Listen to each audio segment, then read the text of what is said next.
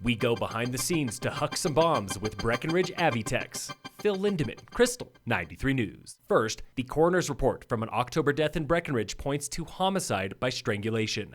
35-year-old Miles Tovar of Breckenridge is the prime suspect in that incident when he admitted to putting 29-year-old Brendan Rye in a chokehold during a fight. At some point, Tovar was shot in the leg. Rye died on scene. Tovar has not been charged or arrested, pending evidence analysis, and a police report does not comment on what led to the fight.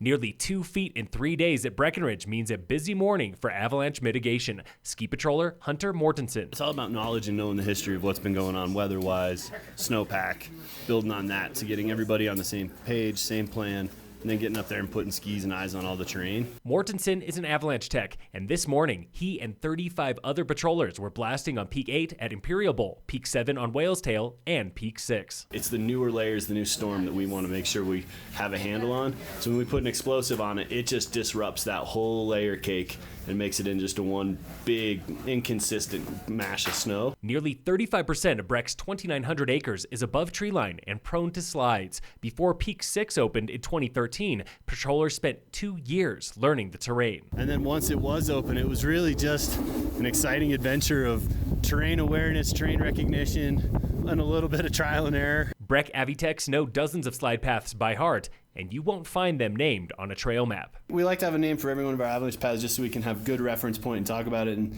we also want to tie it back to a little bit of history. Some of those paths, like Sadie and Kelso on Peak 7, are named for the furry patrollers that have worked at Breck since the 80s. We're naming a lot of our new avalanche terrain after our avalanche dogs who've moved on and served us well and now are up in the great kennel in the skies. This week's storm was the largest since mid-December, and cloud seeding sites north of Silverthorne were pulling extra snow from the skies. We add minute amount of small dust-sized particles to the clouds to make them more efficient so that we can essentially wring more moisture out of the naturally occurring moisture in the clouds. That was Dave Kanzer with the Colorado River District. Their $1.2 million cloud seeding program is good for powder days, but it's even better for the entire river basin. Climate change is real. We have measured changes in what we call the snow hydrology with a later start to the season and an earlier end to the season, and we're trying to counteract those climate change-induced issues. The current cloud seeding program is overseen by the River District and State Department of Natural Resources, subsidized by ski companies like Vail Resorts and Winter Park, and water districts, including Denver Water. New this year is nearly $500,000 from neighboring states.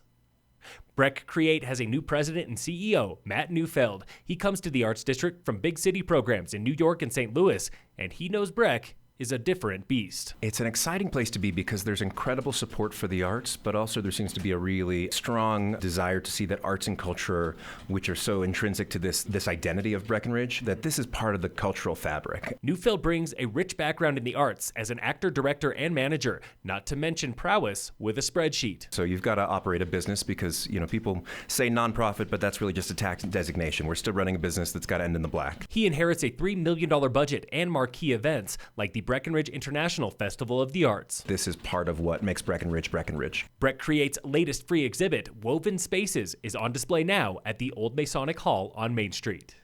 In sports, the Nuggets play the Pelicans tonight at 6 p.m. In Aspen, it's day 2 of X Games with men's and women's ski big air plus snowmobile freestyle and men's ski halfpipe elimination. Breck local Jaxin Hoerter is in the mix for pipe, along with Colorado heavyweights Aaron Blunk and Taylor Seaton. Tomorrow, Silverthorne's Red Gerard represents Summit in snowboard slopestyle, and former Summit local Ariel Gold competes in snowboard halfpipe. And in local sports, brought to you by American Family Insurance, the Weiss Agency. Summit High Alpine Ski Team was racing slalom at Copper today. Girls swimming and diving is in Gunnison. Tomorrow, boys and girls basketball head to Palisade. Wrestling has a meet at JFK in Denver. The Nordic Ski Team races Tennessee Pass near Leadville. And hockey has a home game against Chaparral. Phil Lindemann, Krystal, 93 News.